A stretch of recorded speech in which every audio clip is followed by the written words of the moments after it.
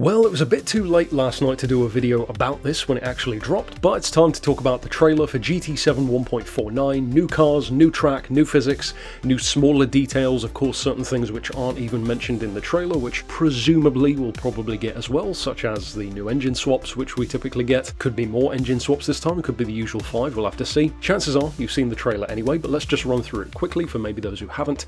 We've got Eiger returning, last seen in Gran Turismo 6.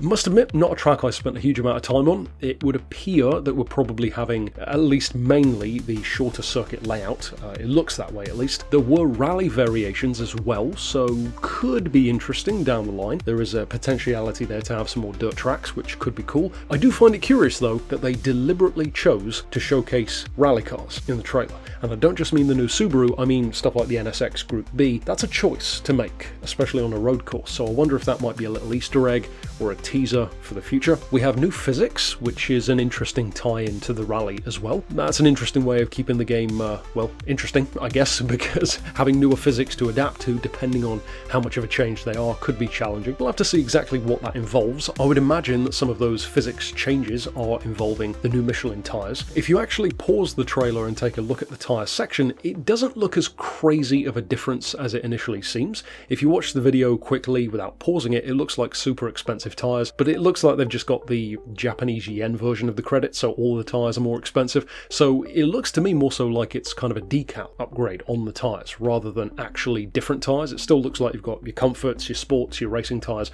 So unless I'm missing something, I can't see too much of an actual change there, aside from having Michelin decals on the tyres, which is a cool touch for sure, and it makes some track day builds look pretty cool. But aside from that, we'll have to see what kind of actual difference it makes. On the topic of wheels though, we also have some new wheel designs coming in terms of actual rims, which of course is always welcome. You do tend to use the same ones, or at least I do, over and over again. You have your few favourites and then many of them just don't get used, so that will be most welcome. And we also have new integrations of Sophy, 2 new tracks in particular, the full circuit layout of Maggiore and the 24-hour layout of the Nurburgring, so the bigger version than the Nordschleife. So of course new tracks with Sophy are always welcome. It makes them more interesting, a bit more fun, certainly if you deliberately, for example, choose a car that's maybe a bit slower than the rest of the pack to give yourself a challenge. In terms of the new vehicles though, we have 6 cars arriving, very much so more of like a GT Sports era kind of update, which is nice to see, and the cars are a pretty good mix. This is something which I try to do with the special projects as well, having a bit of everything. They've gone for that here, but we've got the 1998 Subaru Impreza Rally Car, great addition. Pity there aren't more rally events to use them in, but still it's cool to see. Great rival as well for the Celica, of course. The aforementioned M3, of course 1997 shape, which is the E36 generation. First time ever having this in Gran Turismo. Of course, fans of those will be over the moon to see that one. We've had the E46 for quite a while in more recent games, the E92. Having this one is a huge deal, especially now that of course we have the E30 as well, so quite a nice collection at this point of M3s. We have the X Gran Racer version of the Genesis Vision GT. Understandably, for some people they will care nothing for this car. I'm personally quite looking forward to seeing what it can do. And of course, rounding us off, we have 3 vehicles all in the super sports car or supercar camp from the leaked data mining lists. The 4.2 litre 2016 RUF RGT. Always great to see new roofs in the game, and I do like the fact that they haven't just forgotten about that just because we've got Porsche. Of course, Porsche tends to get more love because obviously, but RUF makes some incredible cars. We are still due to have a Yellowbird at some point, but for now this one is actually more fascinating to me because we've never had it before, so I'm quite keen to see what that one can do. We of course have Lambo and Ferrari, perfect rivalry coming in here, the LP560 Gallardo from Lamborghini and the Scuderia version, the more hardcore variant of the Ferrari F430.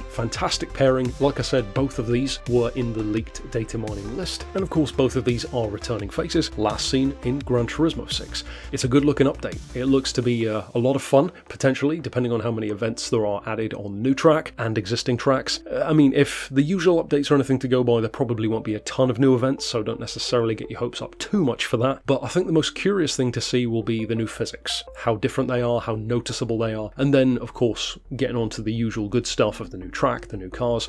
And of course, when this update drops, I will be featuring my overall thoughts on the whole thing, and then of course talking about all of the vehicles, doing plenty of driving on the new circuit, talking about new motor swaps, physics, probably implementing the Michelin tyres into future builds, etc, etc. So give me your thoughts down below. Of course, a ton of people have already seen the trailer, have already been talking about it, so a bit late to the game here compared to how quickly I would usually do the video. Like I said, tell me your thoughts down below. What are you most looking forward to? And of course, stick around on the channel for coverage of the update and everything therein. But for now, thanks for watching.